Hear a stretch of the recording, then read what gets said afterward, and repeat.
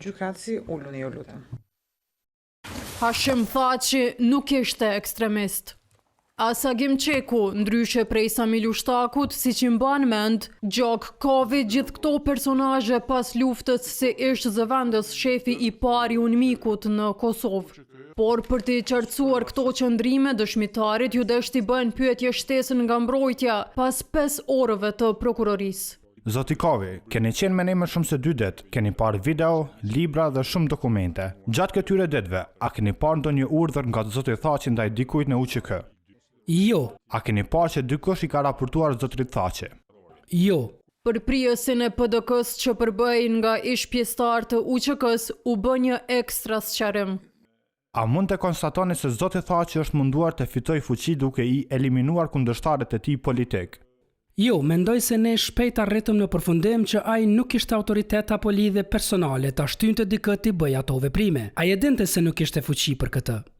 Të njëjtën u tha se Thaçi, pavarësisht sharjeve dramatike kundrejt Ibrahim Rugovës, kishte pranuar ta ndante pushtetin dhe vëmendjen me të.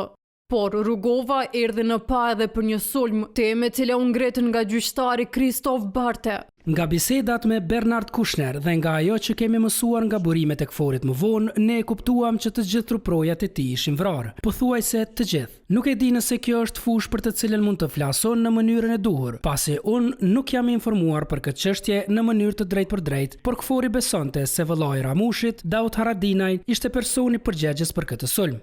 Pas 2 ditë e gjysmë ndjekje me seriozitet edhe nervoz të dëshmisë, Hashim Thaçi u pa buzagaz pas një komenti të dëshmitarit të 4 të tij. Gjok Kovi tha se 29 vjeçari i luftës i ulur tërsi i akuzuar duke i kërcënuar se që diplomati me 30 vjet përvojë deri në luftën e Kosovës kishte vënë re. Zoti Thaçi nuk u tha vetë se ndihej i kërcënuar nga dikush?